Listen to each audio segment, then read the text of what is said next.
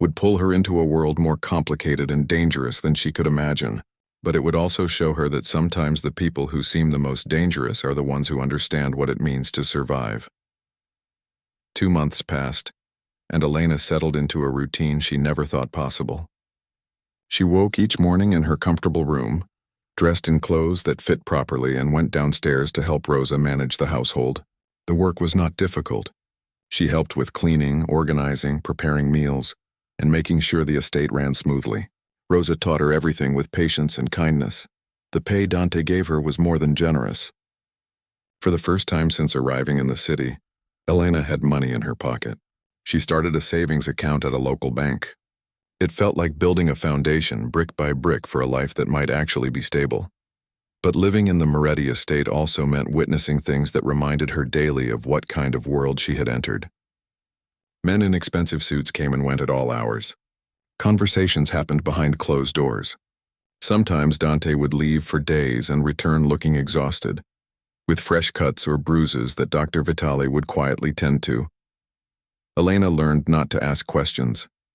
She kept her head down and focused on her work. But she was also not blind. She saw the guns carried by the guards. She heard snippets of conversations about territory and rivals. She understood that the man who had saved her life was also capable of taking lives without hesitation. What surprised her most was that Dante treated her with consistent respect.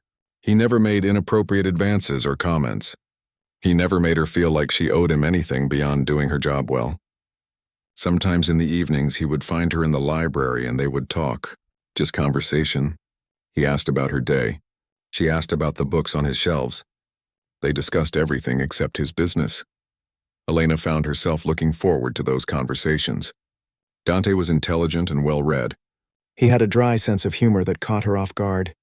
Beneath the hard exterior, she glimpsed someone who was genuinely lonely. Someone who had built walls around himself so high that very few people ever saw what was inside. One evening in late autumn, Elena was in the kitchen helping Rosa prepare dinner when Marco burst through the door. His face was pale and there was blood on his shirt. "Where's the boss?" he demanded. "In his office," Rosa said, her hands frozen over the vegetables she was chopping. Marco ran out without another word. Elena and Rosa exchanged worried looks. Through the kitchen window, they saw more cars pulling up to the estate. Men got out quickly, all of them armed, all of them looking tense. "Go to your room," Rosa said quietly. "Whatever is happening, it's better if you're not around." Elena did not argue. She wiped her hands on her apron and headed upstairs. But instead of going to her room, she found herself stopping at the top of the stairs. Below, she could hear raised voices. Dante was speaking in rapid Italian, his tone sharp and commanding. Other voices responded, arguing. Then a crash. The sound of something breaking. Elena pressed herself against the wall, her heart pounding. She knew she should leave, should go hide in her room like Rosa said, but her feet would not move. "He ambushed the shipment," Marco's voice carried up the stairs. "Took everything. Killed 3 of our guys. Salvatore." Dante said the name like a curse. "He's been testing me for months. This is open war now. What do you want us to do? I want you to send a message. I want Salvatore to know that actions have consequences. Take 12 men, hit his restaurant on 5th Street. Make it loud. Make it clear." Elena's blood ran cold. She had heard that name before, Salvatore Russo. Another powerful family in the city. She also knew what Dante was ordering. Retaliation. Violence. People would get hurt. Maybe killed. She finally forced herself to move, walking quickly to her room and shutting the door. She sat on the edge of her bed, hands shaking. This was the reality of the life she had stepped into. These were not abstract concepts. Real people with real lives were about to be hurt because of business disputes between criminals. An hour later, there was a knock on her door. Elena opened it to find Dante standing there. He had changed his shirt, but there was a hardness in his eyes that she had not seen before. "I wanted to make sure you were okay," he said. "I'm fine. I heard some of what happened downstairs. Rosa told me to come up here. Rosa is smart. Things are going to be tense around here for a while. If you want to leave, I'll arrange it. I'll still pay you for the full month and give you extra to get settled somewhere else." Elena studied his face.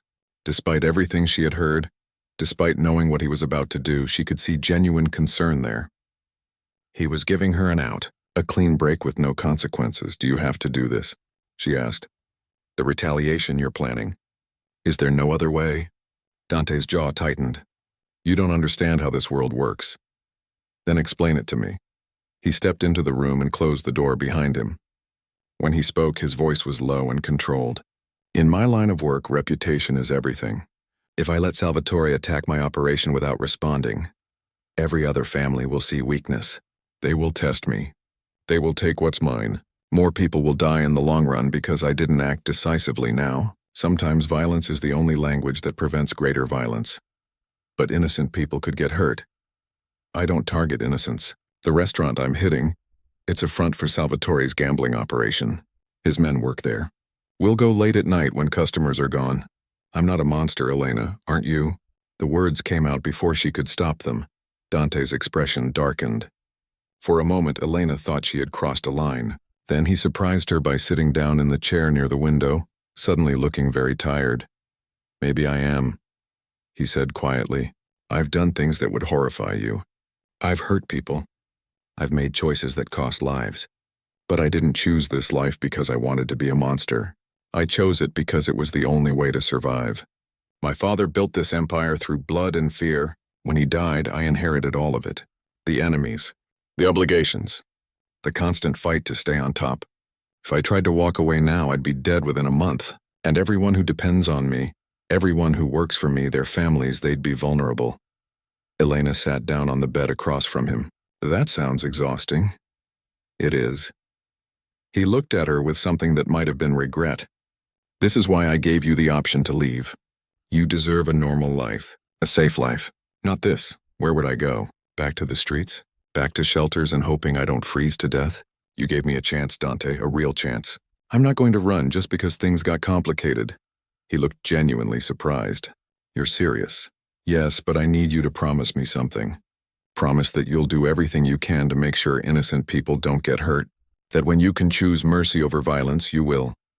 Dante was quiet for a long moment. People did not usually make demands of him. They did not challenge his decisions or ask him to be better. They simply obeyed or got out of his way. But Elena was different. She had seen him at his worst and was still willing to stay. Still willing to believe he could be more than what the world expected him to be. I promise, he said. I can't promise I'll always succeed, but I'll try. It was the best she could hope for. Elena nodded and Dante stood to leave. At the door he paused. Thank you, he said. For what? For not looking at me like I'm a monster? For seeing something worth saving? After he left, Elena lay awake for hours. She heard the cars leave the estate.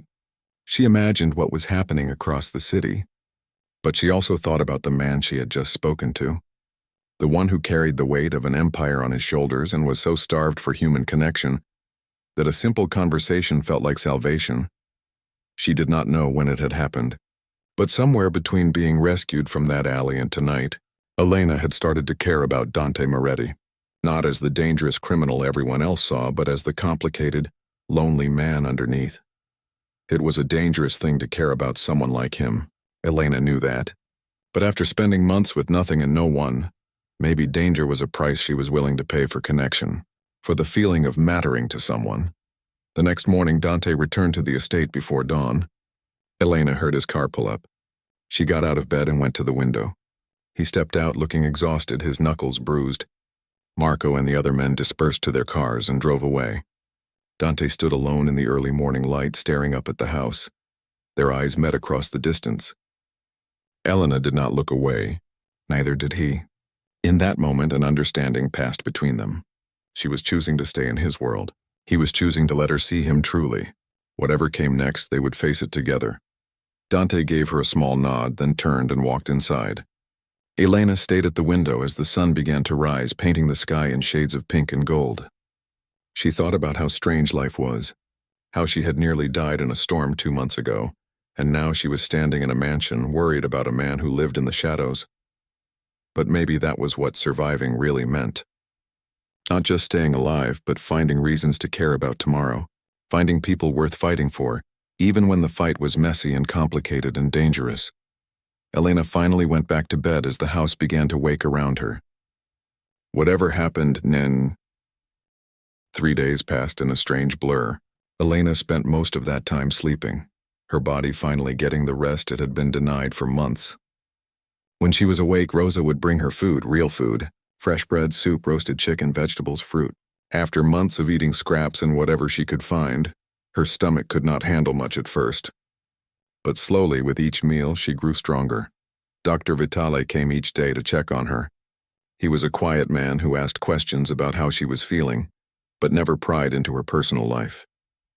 He changed the bandages on her cuts and prescribed vitamins to help with the malnutrition. On the third day, he declared that she was recovering well, but needed to continue resting for at least another week. Elena saw very little of Dante during this time. Occasionally, she would hear his voice in the hallway, giving orders to Marco or speaking on the phone in Italian. Once, she had gotten out of bed to look out the window and saw him in the garden below, talking to several men in dark suits. The conversation looked tense. When it ended, the men left quickly and Dante stood alone, staring at nothing. On the fourth morning, Elena woke feeling more like herself than she had in months. The fog in her head had cleared. The aches in her body had dulled to a manageable level. She got out of bed without the room spinning and walked to the bathroom attached to her room.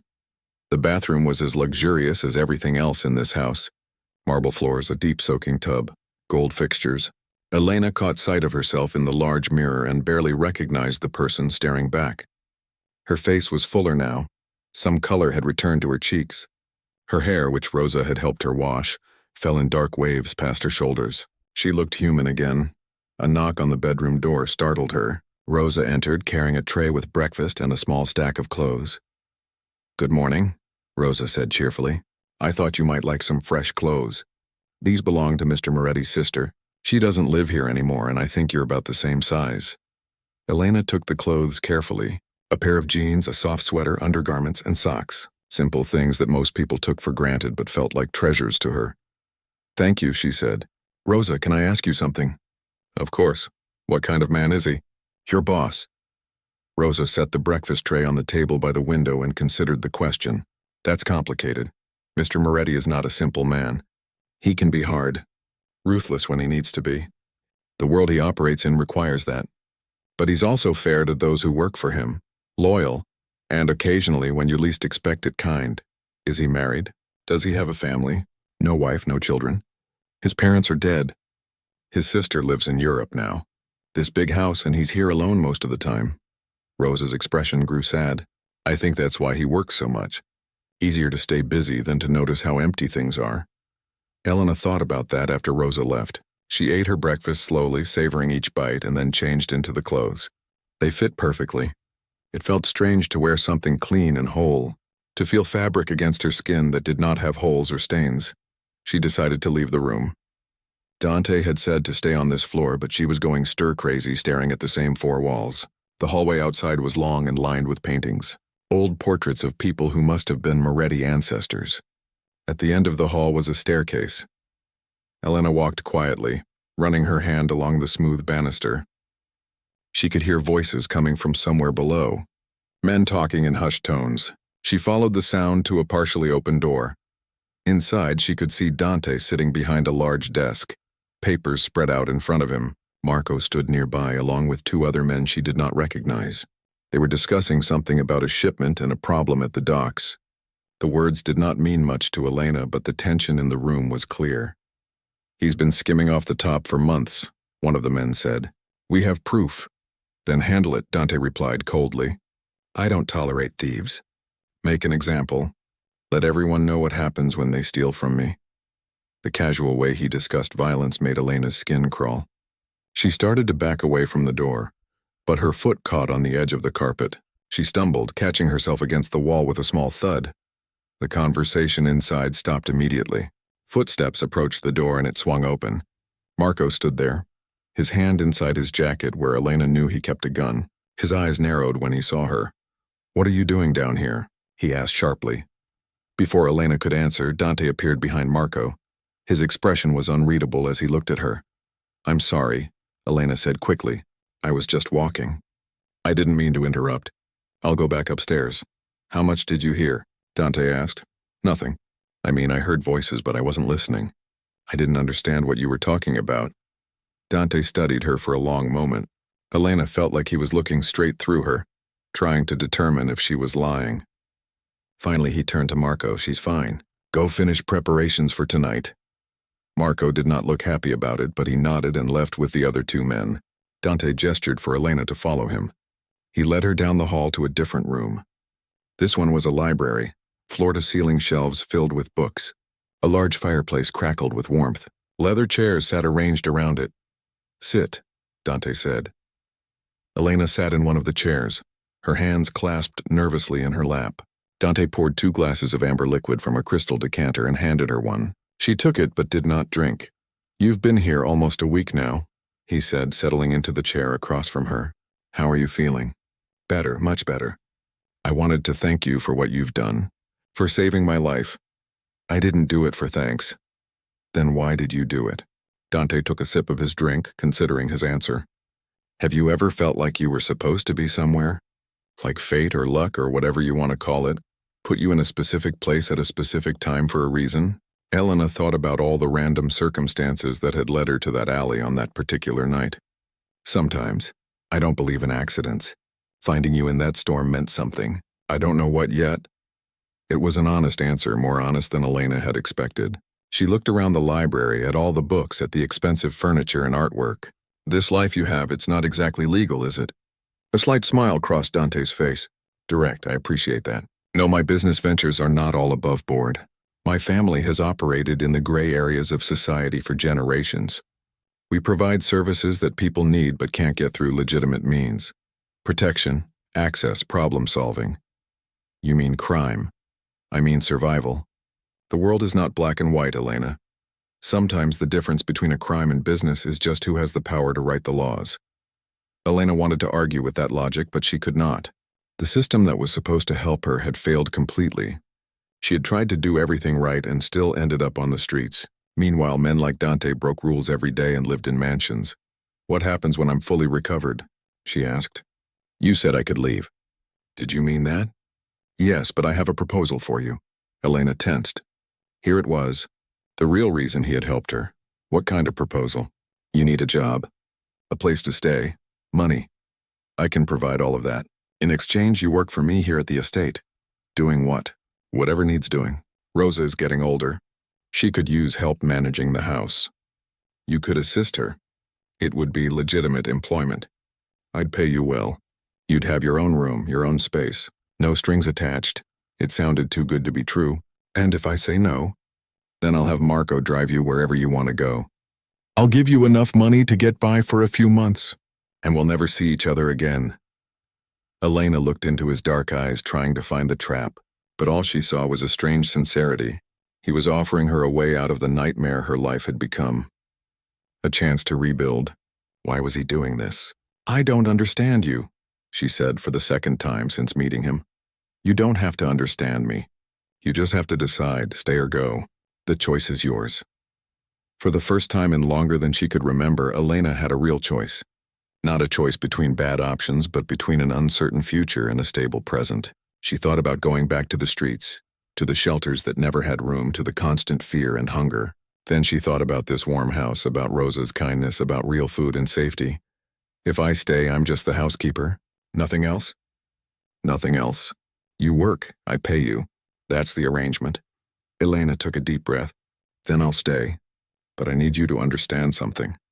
I'm grateful for what you've done, but I won't be part of anything illegal. I won't help you hurt people or break the law. Dante actually smiled at that, a real smile that changed his entire face. Fair enough. I wouldn't ask you to. What I do in my business stays separate from this house. He stood and extended his hand. Elena hesitated only a moment before shaking it. His grip was firm but not aggressive.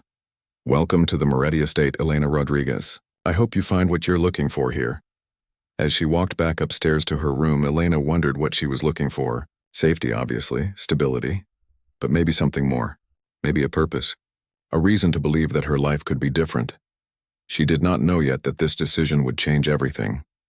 That staying in this house? Elena's eyes opened slowly. The first thing she noticed was softness. Soft sheets beneath her body, soft pillows under her head, soft warmth all around her. For a moment, she thought she was dreaming. Or maybe she had died in that alley and this was whatever came after. Then the pain hit her. Every muscle in her body ached. Her head throbbed. Her throat felt like sandpaper. She tried to sit up, but her arms shook with the effort. Where was she? The last thing she remembered was the rain, the cold, the feeling of her legs giving out beneath her. The room around her was enormous. High ceilings with crystal chandeliers, dark wood furniture that looked antique and expensive, cream-colored walls with gold trim, floor-to-ceiling windows with heavy curtains. This was not a hospital. This was someone's home, someone very wealthy. Elena's heart started to race. Panic crept into her chest. She threw back the covers and saw she was wearing clothes that were not hers. A soft cotton nightgown that probably cost more than everything she had owned. Someone had undressed her, changed her, put her in this bed. She swung her legs over the side and tried to stand. The room spun immediately and she grabbed the nightstand to keep from falling. On top of it sat a glass of water and a small bell. Her hand trembled as she reached for the water. She drank it so fast that some spilled down her chin. Before she could decide what to do next, the door opened. A woman in her 50s walked in, wearing a simple black dress with a white apron. Her hair was pulled back in a neat bun and her eyes were kind. "Oh good, you're awake," the woman said with a gentle smile. "My name is Rosa. I've been checking on you through the night. How are you feeling?" Elena's voice came out as a whisper. "Where am I?" "You're at the Moretti estate. Mr. Moretti found you unconscious in the storm last night. He brought you here and had the doctor treat you. The Moretti estate." Elena's blood ran cold. Even someone like her, who had been living on the streets, knew that name. The Moretti family controlled half the city. They were involved in everything from construction to politics to less legal enterprises. They were dangerous, powerful, not the kind of people you wanted to owe a debt to. "I need to leave," Elena said, trying again to stand. This time she made it to her feet but had to lean heavily against the bed. Rosa rushed over to support her. "You're in no condition to go anywhere. You were nearly dead when you arrived. Please sit back down. I can't be here. I can't be in this place. Mr. Moretti gave specific instructions that you are to rest and recover. You are a guest here. No one will harm you." Guest, the word sounded strange. Elena had not been anyone's guest in over a year. She had been invisible, forgotten. One of thousands of people the city walked past without seeing, and now she was in the home of one of the most powerful men in the region. "I don't understand," Elena said, her voice breaking. "Why would he help me? What does he want?" Rosa's expression softened. "I cannot speak for Mr. Moretti's reasons, but I have worked in this house for 20 years, and I have never seen him bring someone in from the streets before. Perhaps you should ask him yourself." Before Elena could respond, there was a knock on the door. Rosa opened it and stepped aside. A man entered the room and Elena knew immediately who he was. Dante Moretti was even more imposing in person than she had imagined. He was probably in his early 30s with dark hair that was slightly too long and sharp features that looked carved from stone. His eyes were the color of coal, intense and unreadable. He wore a dark suit without a tie, the top button of his shirt undone.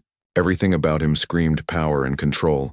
"Leave us," he said to Rosa without taking his eyes off Elena. Rosa nodded and quietly left the room, closing the door behind her. Elena stood there, acutely aware of how weak she was, how vulnerable. She crossed her arms over her chest, trying to create some barrier between them. Dante walked closer, stopping a few feet away. He studied her face with the same intensity someone might study a puzzle they were trying to solve. "You're awake," he said. His voice was deep and smooth, the kind of voice that was used to being obeyed. "Why am I here?" Elena asked. She was scared, but she was also angry. Angry at her situation, at her helplessness, at this stranger who had taken away even the small amount of control she had over her own life. "Because you would have died if I left you in that alley. So you brought me to your house? You don't know me. You don't know anything about me." "True," Dante agreed. "So tell me. Who are you?" Elena looked away. "Nobody. I'm nobody. Nobody has a name." She hesitated. What did it matter? Elena Rodriguez. "How did you end up in that alley, Elena Rodriguez?" The question was simple, but the answer was complicated. How did anyone end up where she had? A series of bad choices, bad luck, and bad timing.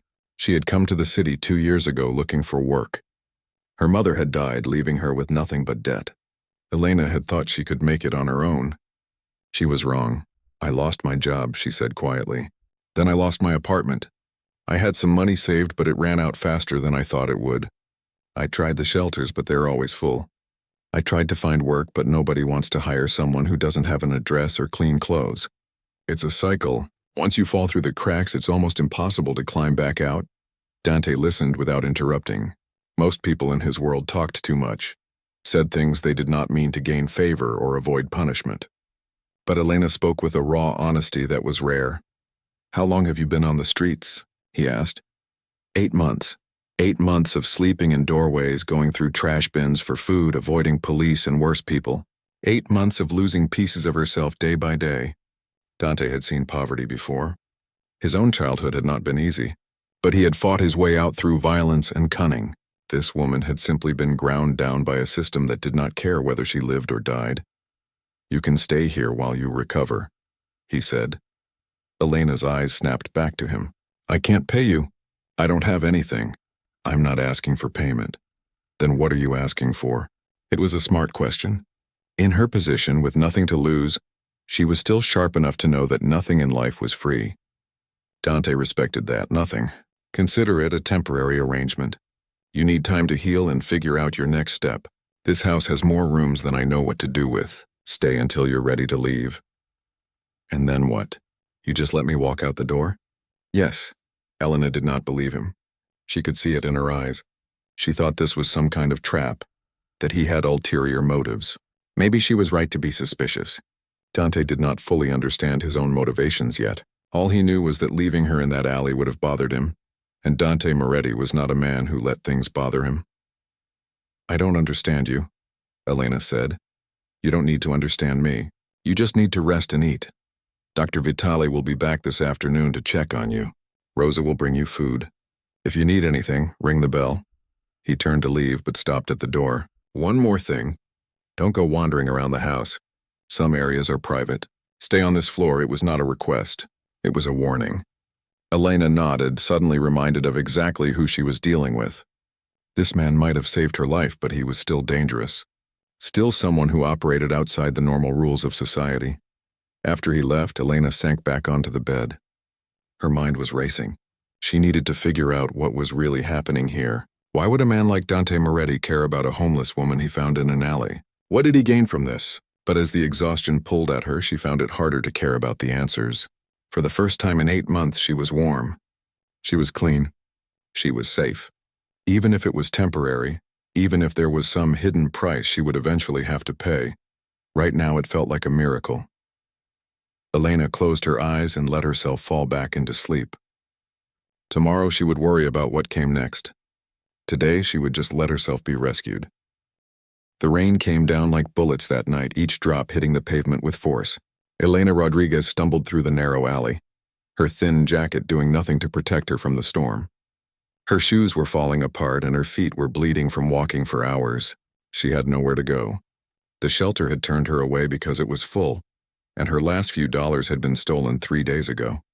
Thunder cracked above her head, making her jump.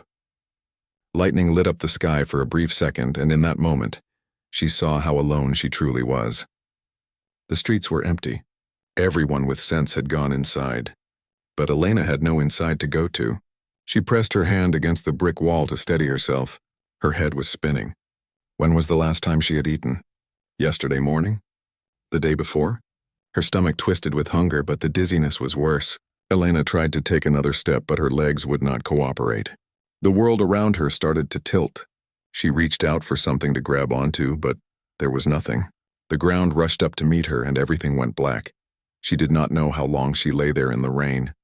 The cold water pooled around her body, soaking through her clothes completely. Her dark hair stuck to her face. Anyone passing by might have thought she was just another casualty of the streets, another person the city had chewed up and spit out. A black car with tinted windows turned into the alley. Its headlights cut through the rain, illuminating the crumpled figure on the ground. The driver, a man named Marco with a scar across his left cheek, slammed on the brakes. "Boss, there's someone in the road," Marco said, his hand instinctively moving to the gun at his hip. From the back seat, a deep voice responded. "Drive around them. It's a woman, boss. She's not moving." There was silence for a moment. Then the car door opened and a man stepped out into the rain. He was tall and broad-shouldered, wearing an expensive black suit that was now getting soaked. His dark eyes were cold and calculating as he approached the body on the ground. This was Dante Moretti, a name that made powerful men in the city nervous. He ran an empire built on fear, loyalty, and violence. People did not cross him twice. They rarely got the chance. Dante crouched down beside Elena. He checked for a pulse on her neck. It was there, faint but steady. Her skin was ice cold. He noticed the bruises on her arms, the cuts on her hands. This woman had been fighting to survive for a long time. She's alive, he said, standing up. But barely. Marco stepped out of the car, holding an umbrella over his boss. Should I call an ambulance? Dante stared down at the unconscious woman. Something about her face caught his attention. Even covered in dirt and rain, there was a strange innocence there. A softness that did not belong in these streets. He made a decision that surprised even himself. No. Put her in the car. We're taking her to the estate. Marco's eyes widened slightly, but he knew better than to question his boss. He handed the umbrella to Dante and carefully lifted Elena's limp body from the ground. She weighed almost nothing. He carried her to the car and laid her across the back seat. Dante climbed in beside her, his expensive suit now ruined by the rain. As the car pulled out of the alley, Dante looked down at the woman beside him. Her breathing was shallow, her lips slightly blue from the cold. He removed his jacket and placed it over her. He did not know why he was doing this. In his line of work, showing kindness was seen as weakness. He had built his reputation on being ruthless, on making the hard choices that others could not stomach. But something about finding this woman in the storm felt like a sign. Dante did not believe in coincidences. Everything happened for a reason. Perhaps she was meant to cross his path tonight. The drive to the Moretti estate took 30 minutes. The massive property sat on the edge of the city, surrounded by high walls and security cameras. Guards opened the iron gates as the car approached. The mansion itself was a monument to power and wealth, with marble columns and sprawling gardens that looked like something from another century. Marco pulled the car up to the front entrance. Before he could get out, Dante had already scooped Elena into his arms. Her head lolled against his chest. He carried her through the front doors, past shocked servants who quickly moved out of his way. Get Dr. Vitali here immediately, Dante ordered one of the maids, and prepare the guest room on the second floor. Yes, sir, the woman replied, rushing off to make the calls. Dante carried Elena up the grand staircase, his footsteps echoing through the quiet house. He kicked open the door to the guest room and laid her gently on the bed. The white sheets immediately began to show the dirt and water from her clothes. He did not care about the mess. Within 20 minutes, Dr. Vitali arrived. He was an old man with gray hair and steady hands, someone who had been patching up members of the Moretti family for decades. He asked no questions about where patients came from. That was why Dante trusted him. The doctor examined Elena thoroughly while Dante watched from the doorway. He checked her vital signs, looked at her wounds, and started an IV line to get fluids into her dehydrated body. Severe malnutrition, Dr. Vitali said, writing notes on his pad. Dehydration, exhaustion, and hypothermia. She also has a mild concussion, probably from when she fell. Another hour or two in that storm and she would have died. Will she recover? Dante asked. Yes, with proper care. She needs rest, food, and warmth. I'll come back tomorrow to check on her. The doctor packed up his bag and paused at the door. She's lucky you found her when you did, Dante. After the doctor left, Dante returned to the guest room. The maids had changed Elena into clean, dry clothes and covered her with thick blankets. Her face looked peaceful now, almost childlike. He pulled a chair up beside the bed and sat down, his elbows resting on his knees. Who was this woman? Why had she been alone in that storm with nowhere to go? And why did he care enough to bring her here instead of leaving her for the authorities to find? Dante Moretti was not a man who did things without reason. Everything in his life was calculated, controlled. But this decision had been purely instinct. He told himself it was simple curiosity. He would let her recover, find out her story, and then decide what to do with her. But deep down, in a part of himself he rarely acknowledged, Dante knew this was something different. Finding Elena in that storm had awakened something in him that he thought had died long ago, something human. The war with Salvatore Russo escalated over the following weeks. The city became a chessboard where both families made moves and countermoves.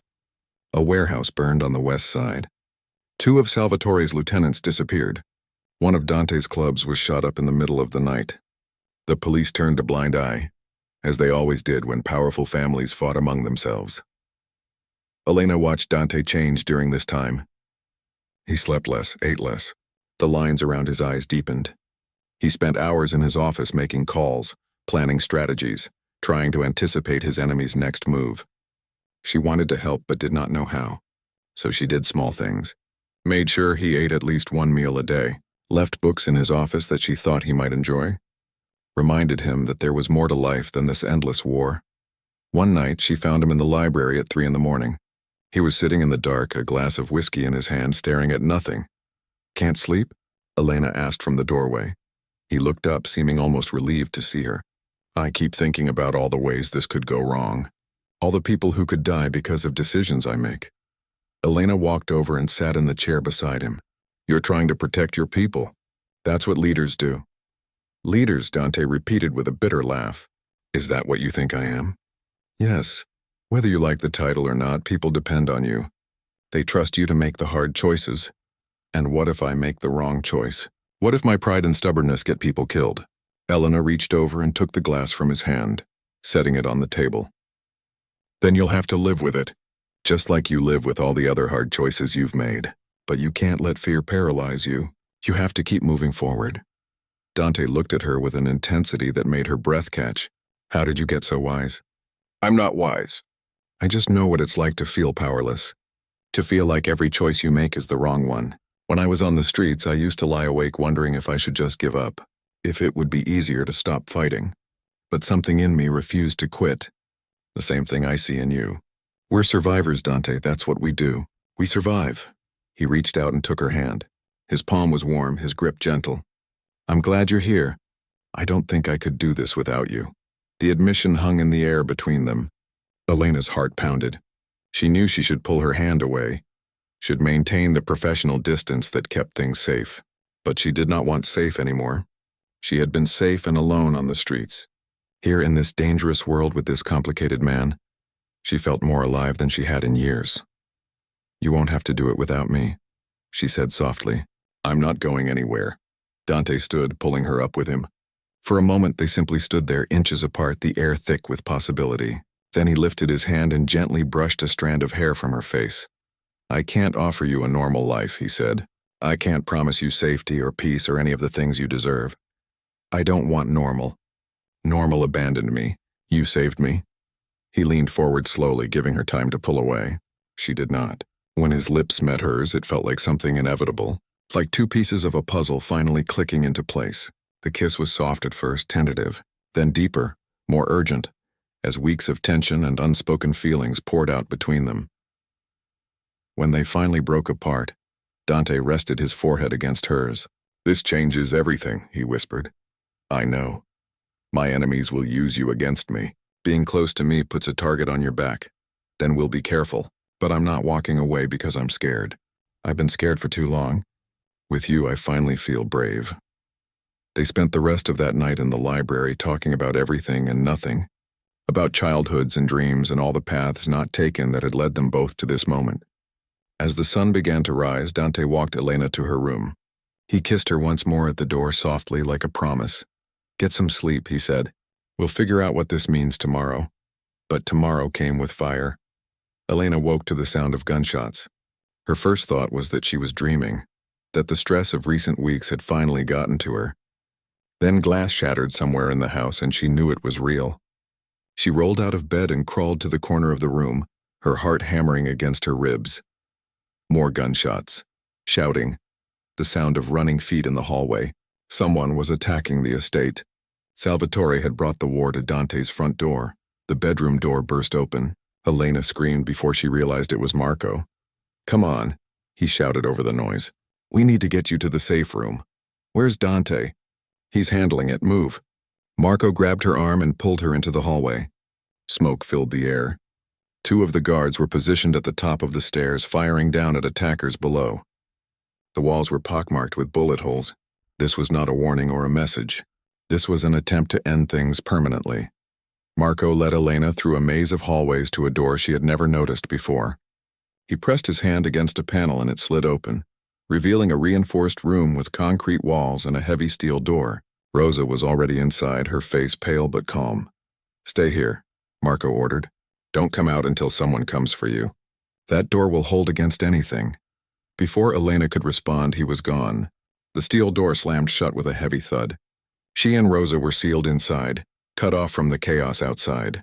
The room was equipped with basic supplies, a radio, and a small screen showing security camera feeds from around the estate. Elena rushed to the screen. She could see the front entrance where several cars had crashed through the gates. Men in masks were exchanging fire with Dante's guards. Bodies lay on the ground. She could not tell if they were friends or enemies. Her hands shook as she searched the different camera angles trying to find Dante. Finally, she spotted him. He was in the main hall taking cover behind a marble pillar, returning fire with methodical precision. 3 of his men were with him. They were outnumbered but holding their position. "He'll be okay," Rosa said, coming to stand beside her. "Mr. Moretti has survived worse than this. How can you be so calm?" "Because panicking won't help him. We have to trust that he knows what he's doing." The battle raged for what felt like hours but was probably only 20 minutes. Elena watched the screens, her stomach twisted in knots as Dante and his men slowly pushed back the attackers. Police sirens wailed in the distance. Salvatore's men began to retreat, dragging their wounded with them. They had failed to kill Dante, but they had sent a clear message. Nowhere was safe. When the shooting finally stopped, Elena and Rosa waited in tense silence. The steel door remained locked. Elena kept her eyes glued to the security feed, watching Dante move through the house, checking on his men, surveying the damage. He was alive. That was all that mattered. Finally, after what felt like an eternity, there was a knock on the steel door. 3 sharp raps, then 2, then 1. Some kind of signal. The door unlocked and swung open. Dante stood there, covered in dust and smoke, a cut above his left eye bleeding down his face. But he was standing. He was alive. Elena rushed to him without thinking, throwing her arms around his neck. He held her tightly, one hand in her hair, the other pressed against her back. "I'm okay," he said into her ear. "I'm okay." She pulled back to look at him, her hands framing his face. "You're bleeding. It's nothing." "Are you hurt? Did they get in here?" "No. Marco got us to the safe room in time." Dante's shoulders sagged with relief. He kissed her forehead, her cheeks, her lips. Quick kisses full of desperation and gratitude. When he finally stepped back, his expression hardened. "This ends tonight," he said. "Salvatore crossed a line attacking my home." "Attacking you? I'm going to finish this, Dante. Maybe we should wait." "Think about this. I have thought about it every moment since this war started. But bringing violence here, to where you sleep, where Rosa lives, where my people are supposed to be safe, that's unforgivable. If I don't respond with overwhelming force, others will think they can do the same. I have to show strength." Elena understood the logic even if she hated it. In this world, weakness got you killed. Hesitation got the people you loved hurt. Dante had tried to wage this war surgically with precision, but Salvatore had escalated beyond the point where measured responses would work. "What are you going to do?" she asked. "Something I should have done weeks ago. I'm going to remove Salvatore from the board permanently." The words were cold, final. This was Dante, the mob boss, not the man who sat with her in the library talking about books. Both versions were real. Both existed in the same person. Elena had to accept that if she wanted to be part of his life. "Be careful," was all she said. "Please come back to me." Dante pulled her close one more time. "I will. I promise." He gathered his men, including Marco and others who had fought off the attack. They armed themselves heavily and loaded into cars. Elena watched from the damaged front entrance as the convoy drove away into the night. Rosa came to stand beside her, putting a comforting hand on her shoulder. "He will come back," Rosa said. "He has a reason to now." Elena knew she was right. Before, Dante had fought to protect his empire, his reputation, his legacy. But now he had something else to fight for. Someone who saw past the violence and power to the man underneath. Someone worth coming home to. The hours that followed were the longest of Elena's life. She helped Rosa. 3 months after the war ended, the Moretti estate had been rebuilt. New windows replaced the ones shattered by bullets. Fresh paint covered the walls that had been scarred by violence. The gardens, which had been trampled during the attack, bloomed again under the care of gardeners who worked quietly and efficiently. On the surface, everything looked as it had before, but underneath everything had changed. Dante had consolidated power in ways that made him untouchable.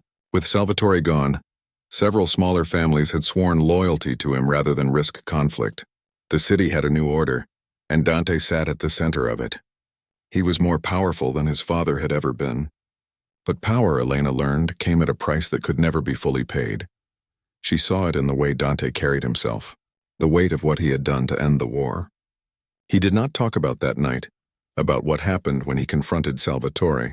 Elena did not push. Some things were better left in the dark, but she noticed how he would wake in the middle of the night breathing hard, staring at the ceiling, how he sometimes looked at his hands like they belonged to someone else. Their relationship had become something neither of them had expected. What started as gratitude and attraction had deepened into something more profound. Elena had moved into the master bedroom with Dante. They shared meals, conversations, silences. She became his anchor, the one person who knew him as more than just the powerful Don who controlled the city. But she also knew that being with Dante meant accepting all of him, the violence he was capable of, the moral compromises he made daily, the fact that his phone could ring at any moment with news of trouble that needed handling. She had chosen this life with open eyes, and most days she did not regret it. One afternoon, Elena was in the garden reading when a car pulled up to the estate. A woman stepped out, tall and elegant with dark hair and familiar features. Elena recognized her immediately from the photographs around the house. This was Isabella, Dante's sister who lived in Europe. Dante came out to meet her and they embraced warmly.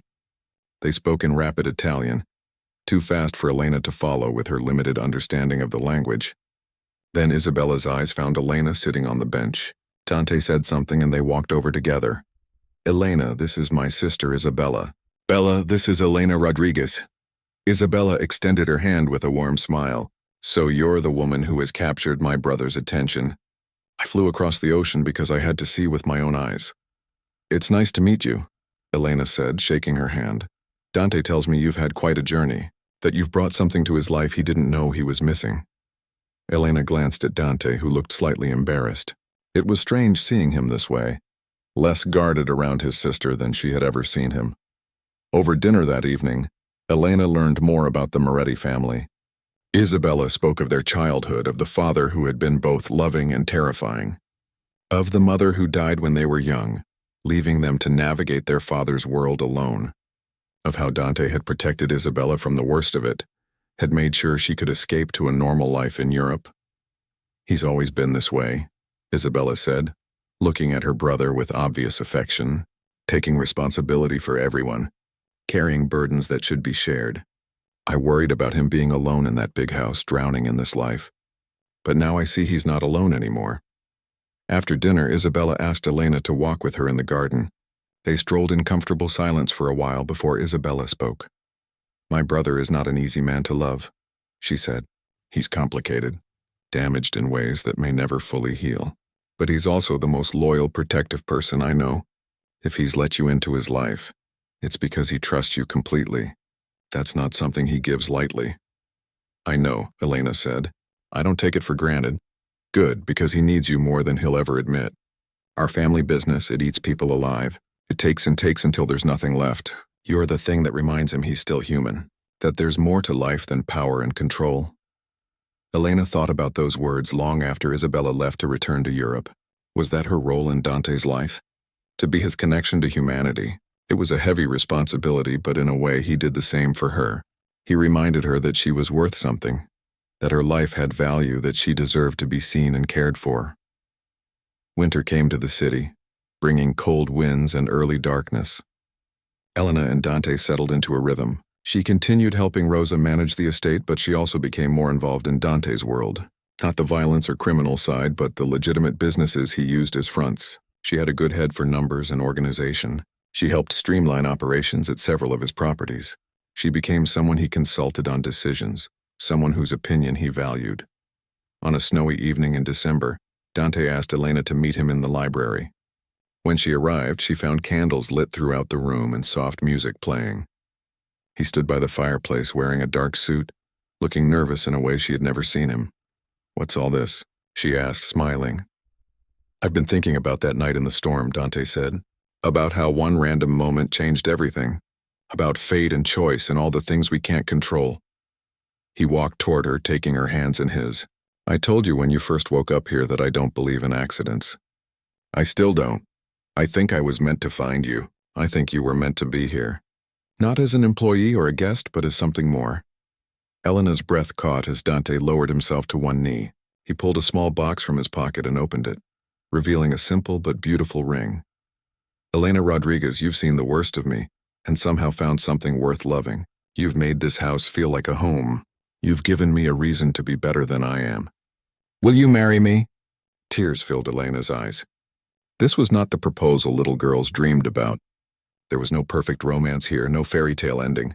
Just two broken people who had found each other in the darkness and decided to hold on.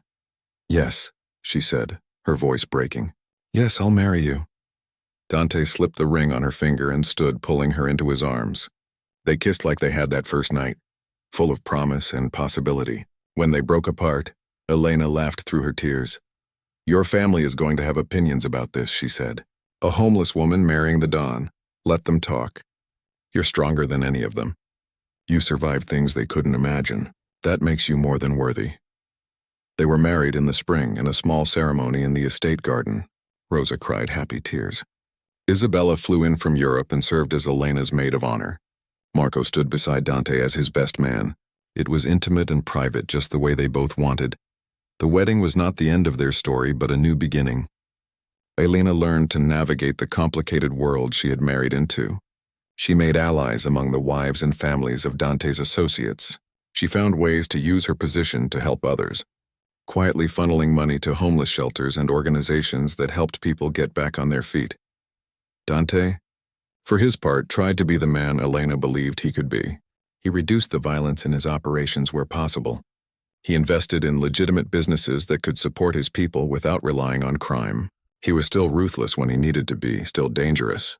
But Elena's presence in his life gave him something to balance against the darkness. On their first anniversary, they stood on the balcony of the master bedroom, looking out over the estate grounds. Elena leaned against Dante's chest, his arms wrapped around her. Do you ever miss your old life? He asked. Before all this? Elena thought about the question seriously. She thought about the freedom of having nothing to lose, the simplicity of just surviving day to day. But she also thought about the hunger, the fear, the bone-deep loneliness of being invisible to the world. No, she said finally. I don't miss it. That life taught me what I'm capable of surviving. But this life has taught me what I'm capable of when I'm not just surviving, when I have someone to build with. Even though my world is complicated, dangerous, especially because of that. Safe is boring. Safe is pretending the darkness doesn't exist. We know better. We've both lived in that darkness. Now we get to create light together. Dante kissed the top of her head.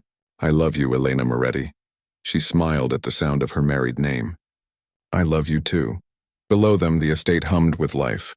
Guards patrolled the perimeter. Staff prepared for the evening meal. The business of running an empire continued. But up on that balcony, there was peace. There was love. There was the unlikely miracle of two people finding each other against all odds. Elena thought back to that night in the storm, when she had collapsed in an alley with nothing and no one. She had been so close to giving up, to accepting that her story would end in darkness. But fate had other plans. A storm had brought her to Dante's path, and he had chosen to see her when the rest of the world looked away. They were both different people now, shaped by their choices, their circumstances, their love for each other. The journey had not been easy. It had required courage, compromise, and acceptance of things that could not be changed. But standing there in Dante's arms, looking out over the life they had built together, Elena knew she would not change a single moment. Sometimes salvation comes from the most unexpected places. Sometimes the person who saves you is the one everyone else fears. Sometimes love blooms in darkness and grows strong enough to survive anything. Elena had fallen unconscious in a storm, and a Mafia Don had discovered her and taken her to his estate. It sounded like the beginning of a tragedy, but it turned out to be the beginning of something beautiful. A second chance, a new life, a love that defied logic and expectation. As the sun set over the Moretti estate, painting the sky in shades of orange and purple, Elena squeezed Dante's hand. They had both survived so much to get to this moment, and whatever came next, whatever challenges the future held, they would face it together. That was the real miracle. Not that she had survived the streets, not that he had survived his enemies, but that they had found each other and chosen to build something real in a world that thrived on illusions, that they had taken their broken pieces and created something whole. The storm that had nearly killed Elena had actually saved her life. It had brought her to the one place she was always meant to be, home.